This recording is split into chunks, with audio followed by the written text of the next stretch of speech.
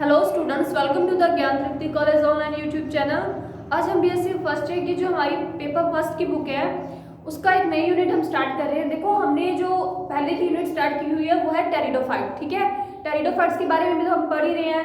अब टेरिडोफाइट्स के साथ साथ हम इसकी जो ब्रायोफाइट्स की यूनिट है, यानी कि पेपर फर्स्ट की जो फोर्थ यूनिट है ब्रायोफाइट्स, उसके बारे में डिस्कशन करेंगे। ठीक है, देखो एग्जाम आपके पास में आ रहे हैं, इसलिए हमें सबसे पहले सिलेबस को जल्दी से कवर करना है, इसलिए हम दोनों बुक्स को साथ साथ लेके चलेंगे। ठीक है, उधर हम किसके बारे में पढ़ रहे हैं, उधर हम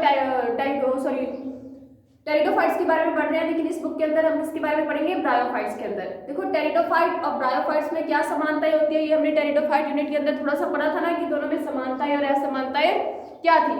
तो आज हम हमारी यूनिट स्टार्ट करते हैं पेपर फर्स्ट की फोर्थ यूनिट, जिसका नाम है ब्रायोफाइट्स। ठीक है, तो देखो कोई भी यूनिट हम स्टार्ट करते हैं तो सबसे पहले उसके क्या पढ़ते हैं, जनरल कैरेक्टर्स।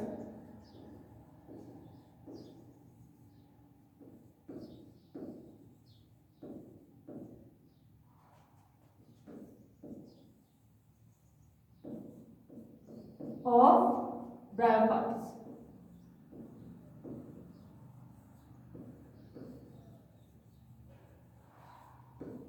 ब्रायोफाइट्स, ठीक है।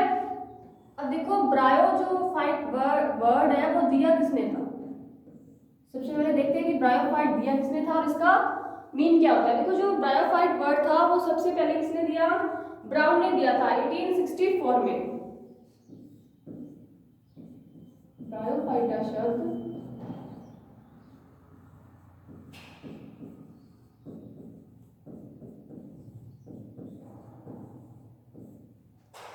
सर्वप्रथम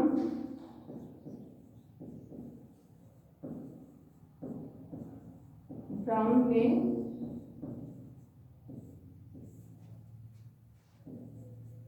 1864 में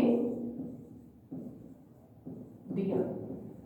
ठीक है, क्लियर हुआ यहाँ तक आपको कि सबसे पहले ये वर्ड किसने दिया था, ब्राउन ने दिया था, और कब दिया था, 1864 में दिया था। देखो, अब जो ब्रायोफाइट है ये ग्रीक भाषा का शब्द है, ये दो शब्दों से मिलकर बना है, ब्रायोन तथा फाइटोन। यह है ग्रीक भाषा का शब्द है,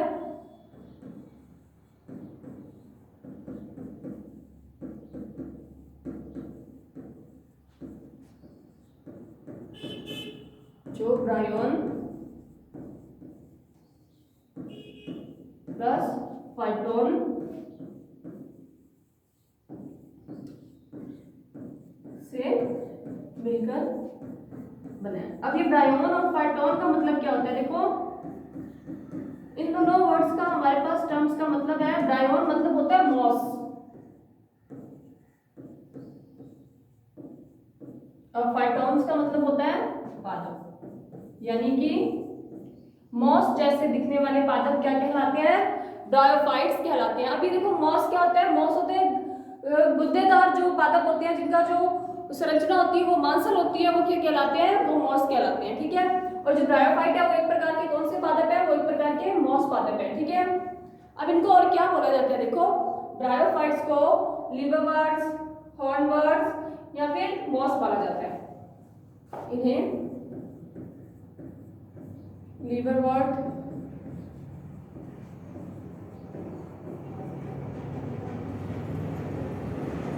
हॉर्नवर्ट या मॉस आदि नामों से जाना जाता है। यानी कि ब्रायोफाइट को हम लिवरवर्ट्स भी कह सकते हैं, मॉस भी कह सकते हैं, हॉर्नवर्ट भी कह सकते हैं। ठीक है,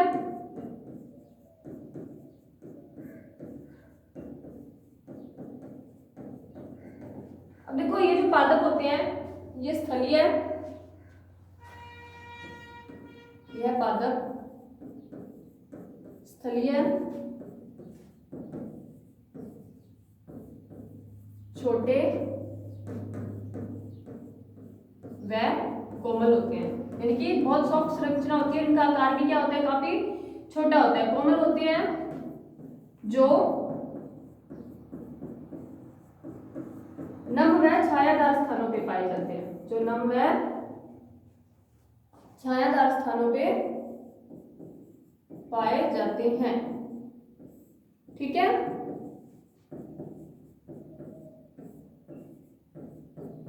अब देखो जो ब्रायोफाइट्स होते हैं ना, इनको अपना लाइफ साइकिल पूरा करने के लिए, यानी कि इनको अपनी जो नेक्स्ट जनरेशन है उसको प्रोड्यूस करने के लिए किसकी आवश्यकता होती है? जल की आवश्यकता होती है। तो हम लिखेंगे कि इन्हें अपना जीवन चक्र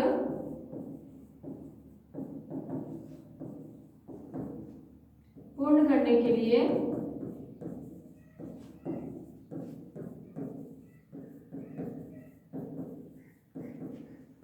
जल की आवश्यकता होती है।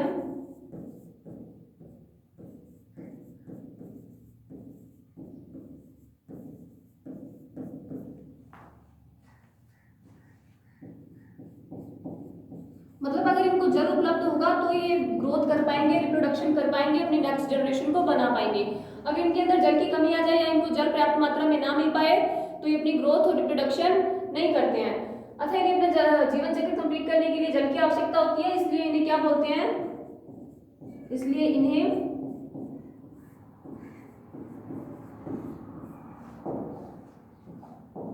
पादप जगत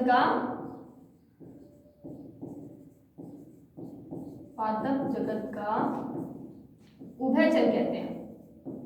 उभयचर मतलब क्या होते हैं? देखो, उभयचर वो होते हैं ना जो कहाँ पाए जाते हैं? जल में भी पाए जाते हैं और स्थल में भी पाए जाते हैं।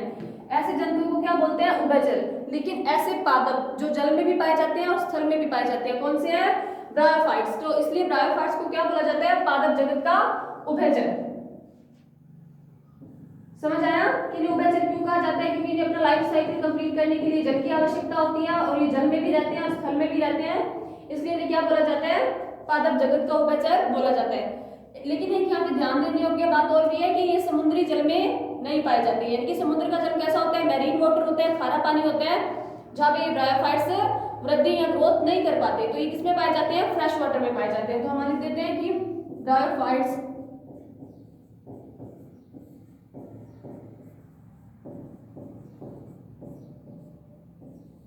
समुद्री जल में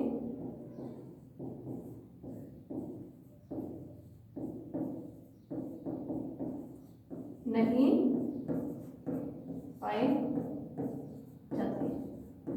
तो ये तो होगी इनके बारे में बेसिक जानकारी कि ब्रायोफाइट्स पाए कहा जाते हैं, ये वर्ड किसने दिया और ये वर्ड किससे रिलेटेड है, कौन सी भाषा का शब्द है, इनको क्या कहा जाता है, कहाँ पाए जाते हैं और इनका जो लाइफ साइकिल होता है वो कहाँ पे संपन्न होता है, यानी जल में भी होता है, स्थल में भी होता है। ठीक है, अब इसके बाद हम इनके जो जनरल कैरेक्टर्स हैं उनको देखते हैं। ठीक है, ये तो हमारे बेसिक जो क्या थी इंफॉर्मेशन थी किसके बारे में? ब्रायोफाइट्स के बारे में। देखो कैरेक्टर्स इनके क्या है, देखते हैं नेक्स्ट स्लाइड पे।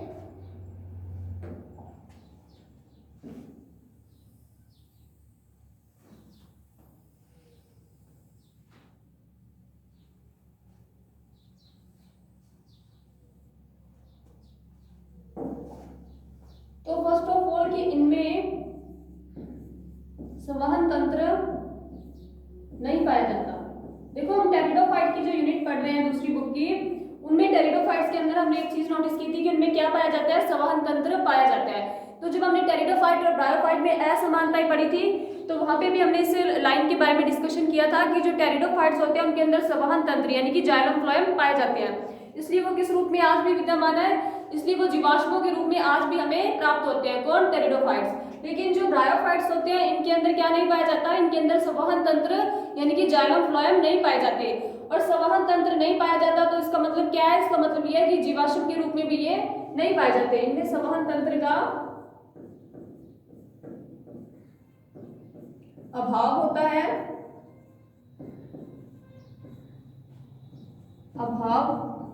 होता है, इसलिए यह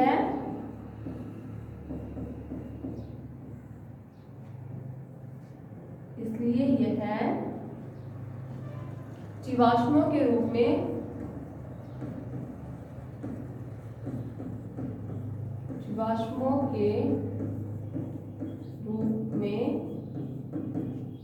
नहीं पाए जाते,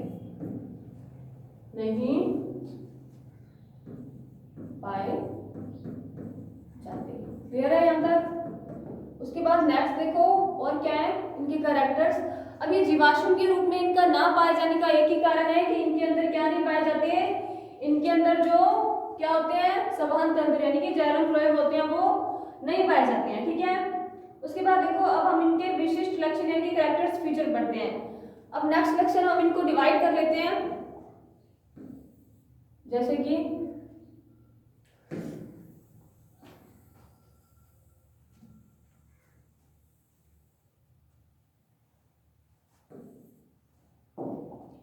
हैबिटेट,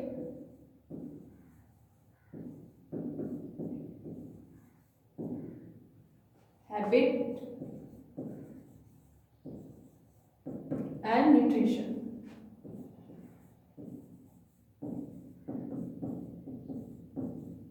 न्यूट्रिशन यानी कि ये पोषण कैसा लेते हैं, इनके लक्षण क्या होते हैं, या आकारिकी भी बोल सकते हैं, या फिर हैबिटेट यानी कि इनका आवास कैसा होता है। ठीक है, अब इन तीनों चीजों के बारे में हम पढ़ते हैं। ये इनके स्पेसिफिक कैरेक्टर्स यानी कि विशिष्ट लक्षण। देखो सबसे पहले हम देखेंगे कि जो हैबिटेट कैसे होते हैं। यह अधिकतर आपको बताया था मैंने, वन लाइन तो दिखाई दी थी, यह अधिकतर नमी युक्त स्थानों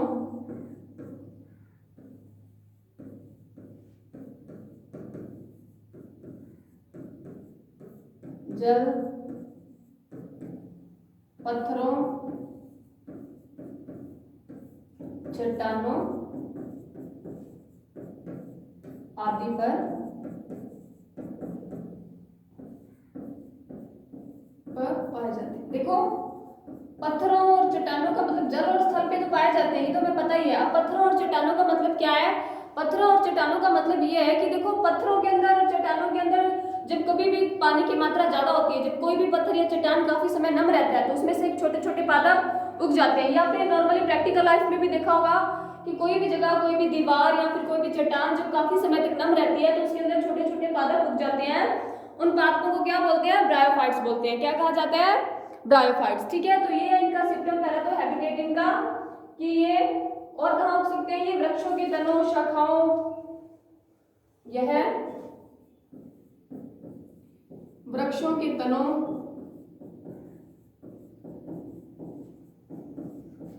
शाखाओं आदि पर भी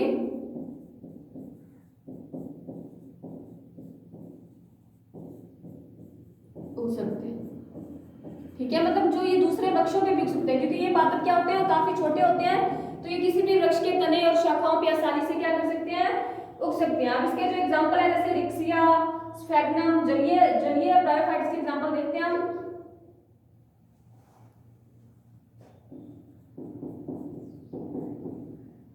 रिक्सिया, स्फैग्नम, ये तो क्या हो गए, जलीय ब्रायोफाइट्स। ठीक है,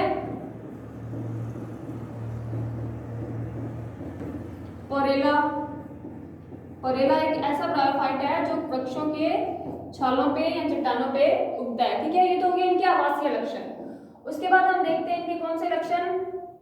नेक्स्ट इनके लक्षण है हैबिट, यानी कि इनके जो आकार होते हैं, आकृति होती है, या स्वभाव भी बोल सकते हैं हम इनको। लक्षण ना लिख के हम इसको स्वभाव लिख देते हैं यहाँ पे ताकि आपको पढ़ने में इजी रहे।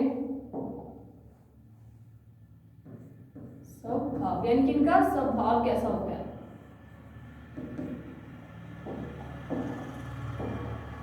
यह है थैलॉइड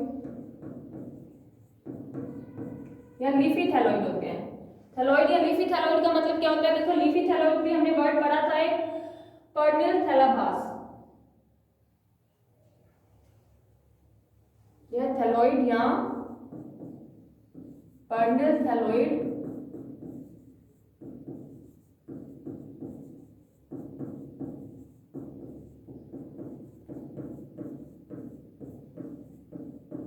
होते हैं। देखो पर्णिल थैलॉइड या थैलॉइड का मतलब है कि इनकी जो संरचना होती है, इनका जो आकार होता है वो जड़ तना पत्ती में स्पष्ट रूप से विभाजित नहीं होता। और पर्णिल थैलॉइड का मतलब है कि ये जो पूरी संरचना होती है किस रूप में होती है, पत्तियों के रूप में होती है। यानी कि अगर हम पादप को देखते हैं तो हमें ऐसा लगता है कि इस पूरे पादप में ना ही तो जड़ है और ना ही क्या है, तना है, सारा का सारा कैसा है, पर्णिल है। यानी इसका पूरा पौधा किस रूप में होता है, पत्तियों के रूप में होता है। इनके अंदर मूलाभास या राइजोइड्स पाए जाते हैं। आपको बताया था ना कि मूलाभास या राइजोइड्स क्या होते हैं, यानी कि जिनके अंदर स्पष्ट मूल या स्पष्ट जड़ की संरचना नहीं पाई जाती, उनके अंदर क्या पाए जाते हैं, मूलाभास पाए जाते हैं। तो इनकी जो मूल होती है वो मूलाभास होती है, जो छोटे छोटे बालों युक्त या हेयर युक्त रोमो युक्त संरचना होती है। तो इनके अंदर क्या पाए जाते हैं, मूलाभास पाए जाते हैं। उसके बाद देखो क्या हुआ है कि ये जो ब्रायोफाइट्स होते हैं ये पर्णिल होते हैं, इरेक्ट होते हैं या लटकते हुए होते हैं, और इनके जो मूलाभास पाए जाते हैं वो इनकी निचली सतह पे पाए जाते हैं। अब इसका नेक्स्ट है पोषण या फिर न्यूट्रिशन। पोषण या न्यूट्रिशन के अंदर देखो क्या होता है कि यह ब्रायोफाइट्स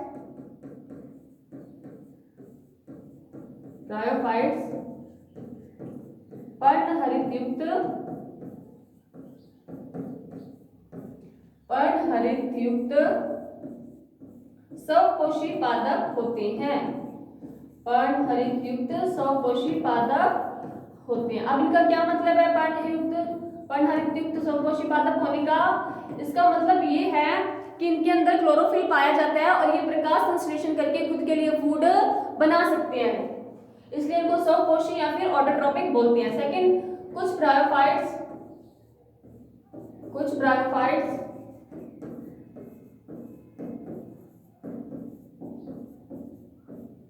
मृतजीवी भी होते हैं। मृतजीवी का मतलब क्या है? मृतजीवी का मतलब जो मरे हुए या सड़े गले पादप या जंतुओं पे जो ब्रायोफाइट्स निर्भर करते हैं उनको क्या बोलते हैं? मृतजीवी। कुछ ब्रायोफाइट्स मृतजीवी भी होते हैं, यानी कि अधिकतर तो क्या होंगे, क्लोरोफिल युक्त और ऑटोट्रोपिक होंगे। ऑटोट्रोपिक मतलब खुद का भोजन खुद बनाएंगे, और ज्यादा कुछ संख्या में जो ब्रायोफाइट्स होंगे वो क्या होंगे, कुछ संख्या के जो ब्रायोफाइट्स होंगे वो होंगे मृतजीवी, यानी कि वो दूसरे मृत या जंतु या पादपों पे क्या करेंगे, निर्भर करेंगे। अब देखो इसके एग्जांपल कौन है जो मृतजीवी क्या है, इसका क्रिप्टोथैलस मिराबिलिस। क्रिप्टोथैलस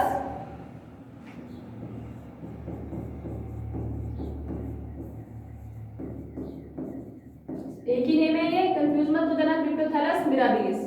अभी क्रिप्टोथैलस मिराबिलिस नाम का जो क्या है ब्रायोफाइट है, इसके अंदर दोनों कौन सा कैरेक्टर पाया जाता है? इसके अंदर कैरेक्टर पाया जाता है मृतजीवी का, यानी कि ये जो अपना भोजन लेता है वो मृत या सड़े गले कार्बनिक पदार्थों या जंतुओं से लेता है, ठीक है। तो बाकी सारे ब्रायोफाइट्स हैं वो किसके एग्जांपल हो जाएंगे, वो स्वपोषी पादपों के हो जाएंगे। तो ये हमने इसके तीन चीजें पढ़ ली, हैबिटेट पढ़ लिया, हैबिट पढ़ लिया और न्यूट्रिशन पढ़ लिया कि ब्रायोफाइट के अंदर जो पोषण होता है वो कैसे होता है, उनका स्वभाव कैसे होता है और वो कौन से स्थल पे पाए जाते हैं, कौन सी जगह पे उनकी संख्या ज्यादा होती है, ठीक है। अब हम देखते हैं अगला कैरेक्टर हमारा वो है डिस्ट्रीब्यूशन और रिप्रोडक्शन, ठीक है।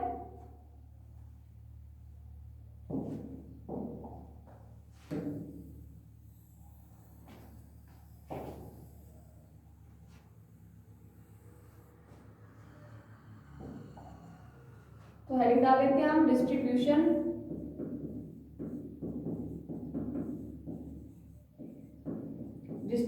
यानी कि वितरण, कि कहां पे जो ये ब्रायोफाइट्स हैं वो अर्थ पे पाए जाते हैं। देखो जो ब्रायोफाइट्स हैं वो ऑलमोस्ट सभी प्रकार के स्थानों पे यानी कि पूरे अर्थ पे वितरित पाए जाते हैं, लेकिन फिर भी कुछ ऐसी प्रजाति हैं जो क्या होती है, एंडेमिक होती है। एंडेमिक मतलब कि वो विशेष स्थानों पे पाई जाती हैं। अब जो ब्रायोफाइट्स हैं वो कौन कौन से रीजन में पाए जाते हैं? उष्णकटिबंधीय यानी कि ट्रॉपिक, उष्णकटिबंधीय, उपोष्ण कटिबंधीय,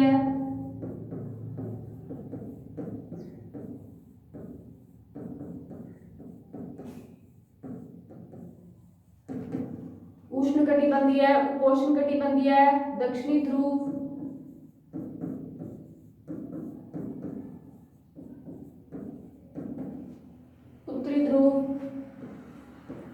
ये सारी जातियां क्या है, सभी स्थानों पे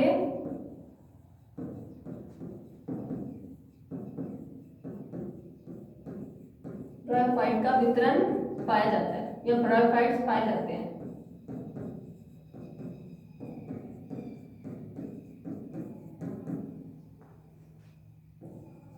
अब देखो लिखने को तो हम सीधा भी लिख सकते थे कि ये सभी स्थानों पे पाए जाते हैं, लेकिन हमने पर्टिकुलर पहले इसका नाम क्यों लिखा कि उष्णकटिबंधीय, उपोष्णकटिबंधीय, दक्षिणी ध्रुव या फिर उत्तरी ध्रुव, ऐसा हमने इसलिए लिखा क्योंकि देखो जो उष्णकटिबंधीय और उपोष्णकटिबंधीय क्षेत्र होते हैं वहां का जो टेम्परेचर होता है, ताप होता है, वो ज्यादा होता है, क्योंकि वो एरिया कहाँ पे होता है, वो भूमध्य रेखा के पास का एरिया होता है। और जो दक्षिणी ध्रुव यानी कि अंटार्कटिक और जो उत्तरी ध्रुव यानी कि आर्कटिक है, वहां पे जो क्या है, टेम्परेचर काफी लो होता है, ठीक है, यानी कि वहां का टेम्परेचर कम होता है। तो इस लाइन से हमें ये पता चलता है कि चाहे टेम्परेचर ज्यादा है चाहे टेम्परेचर कम है, सभी प्रकार की स्थितियों में जो ब्रायोफाइट्स के पादप हैं वो पाए जा सकते हैं, ठीक है। उसके बाद इसके एग्जांपल्स देख लेते हैं हम, इसके एग्जांपल कौन कौन से हैं, जैसे कि फ्यूनेरिया, मार्केशिया, ऐसे एग्जांपल जो सभी स्थानों पे पाए जाते हैं, फ्यूनेरिया,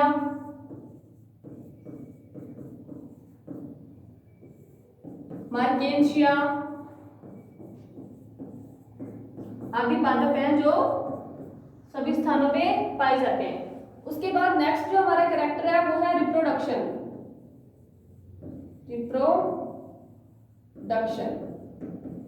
यानी कि जनन, कि जो ब्रायोफाइट्स होते हैं वो जनन कैसे करते हैं। अब देखो ब्रायोफाइट्स के अंदर पहले तो बताओ जनन टोटल हमने पढ़ा था कि जनन होता कितने प्रकार का है, यानी कि जो रिप्रोडक्शन होता है यानी कि एक संतति से दूसरी संतति उत्पन्न करना क्या कहलाता है, जनन कहलाता है। अब जनन टोटल चाहे वो जंतु है चाहे एनिमल कितने प्रकार का पाया जाता है, टोटल जनन के 3 प्रकार होते हैं, कौन कौन से, कायिक जनन, लैंगिक जनन और अलैंगिक जनन। अब देखते हैं ब्रायोफाइट्स के अंदर कौन सा जनन पाया जाता है। ब्रायोफाइट में कायिक जनन व लैंगिक जनन पाया जाता है। कौन कौन सा जनन, कायिक जनन व लैंगिक जनन पाया जाता है। इनमें अलैंगिक जनन या एसेक्सुअल रिप्रोडक्शन का अभाव होता है, इनमें अलैंगिक जनन का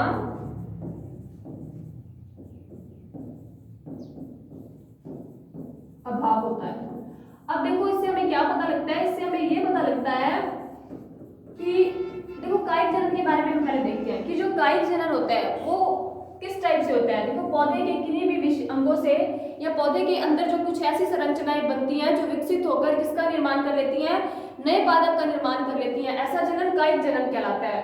और लैंगिक जनन में क्या होता है कि इसके अंदर मेल गैमेट्स और फीमेल गैमेट्स बनते हैं जो आगे जाके फ्यूजन करके किसका निर्माण करते हैं, एम्ब्रियो का निर्माण करते हैं और वो एम्ब्रियो नए प्लांट में चेंज हो जाता है, ठीक है। अब जो ब्रायोफाइट है इनके अंदर कायिक जनन के लिए बनने वाली जो संरचनाएं होती हैं, यानी कि ब्रायोफाइट में जो कायिक जनन होता है वो किनके द्वारा होता है वो देखते हैं। वो स्ट्रक्चर्स के नाम लिख लेते हैं ब्रायोफाइटा में।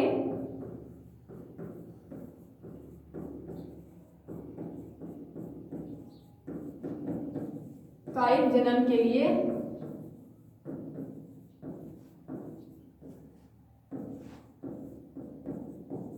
कायिक जनन की संरचना, यानी कि कायिक जनन कराने के लिए कौन कौन सी हमें संरचनाएं ब्रायोफाइट्स के अंदर पाई जाती हैं वो देखते हैं। देखो सबसे पहले इनमें कौन कौन सी होती है, कंद, जैमी या जेमी, कंद,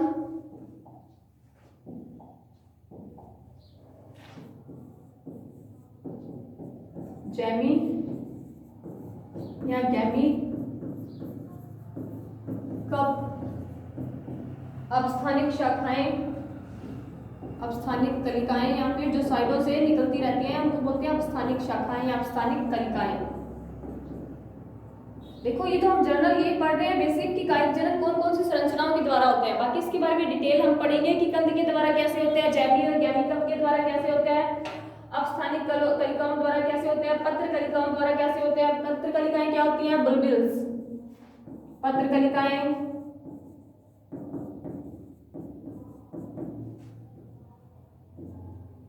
पत्र कलिकाओं को इंग्लिश में बोलते हैं बुलबिल्स। प्राथमिक तंतु, प्राइमरी फाइबर या प्राइमरी फिलामेंटस, ये सब स्ट्रक्चर्स ऐसी हैं जिनके अंदर जो किसमें काम करती हैं, जो ब्रायोफाइटा के अंदर होती हैं और जो काम करती हैं ब्रायोफाइटा के अंदर वेजिटेटिव रिप्रोडक्शन या फिर कायिक जनन करवाने का। ठीक है, अब देखो जो कभी क्या हो जाता है कि कभी पौधा क्षय हो जाता है या पौधा डेड हो जाता है। क्षय या डेड होने का मतलब क्या है कि कभी कभी पौधा ब्रायोफाइट्स टूट जाते हैं बीच में से, जैसे कि आंधी तूफान या अन्य कई कारणों से, या फिर पौधे डेड हो जाते हैं। ठीक है, तो उस स्थिति में भी जो वो पौधे है उसके जो कुछ अंग होते हैं वो एक नए पादप का निर्माण कर लेते हैं, तो वो भी एक कायिक जनन का प्रकार है। यानी कि पौधा क्षय होकर टूटकर किसी नए पौधे का निर्माण करता है तो उसको भी क्या बोलते हैं, कायिक जनन कहते हैं। अब नेक्स्ट है इसमें लैंगिक जनन या फिर सेक्सुअल रिप्रोडक्शन। देखो ये हम बेसिक जानकारी ले रहे हैं, प्रोसेस की डिटेल हम बाद में पढ़ेंगे। सेक्सुअल रिप्रोडक्शन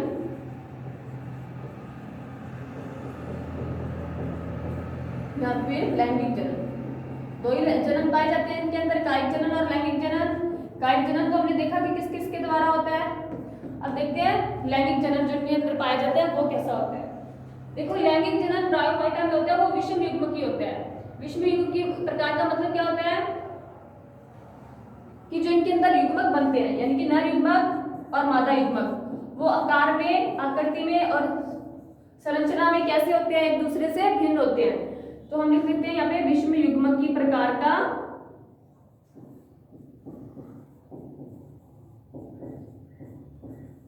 विषम युग्मकी प्रकार का जनन पाया जाता है।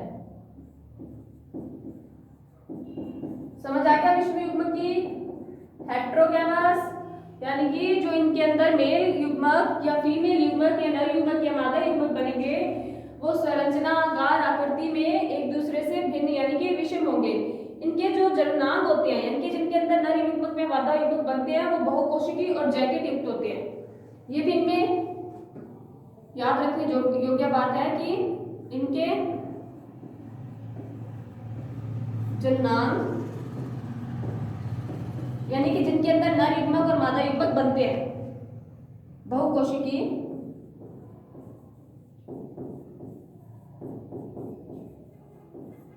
व जैकेट युक्त होते हैं। जैकेट युक्त का मतलब क्या है कि इनके जो जननांग है उनके बाहर एक आवरण पाया जाता है जो उसको जैकेट के रूप में कवर करके रखता है, इसलिए इसको क्या बोलते हैं, बहुकोशिकीय व जैकेट युक्त।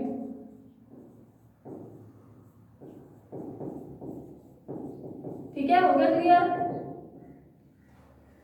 तो ठीक है, आज के लिए हमने पढ़ लिया क्या, ब्रायोफाइट के general characters, habitat, habit, nutrition, distribution and reproduction. तो बाकी के जो टॉपिक्स हैं हम ब्रायोफाइटा को हमारी कल की क्लास में कंटिन्यू करेंगे। आज के लिए इतना काफी है। Thank you so much.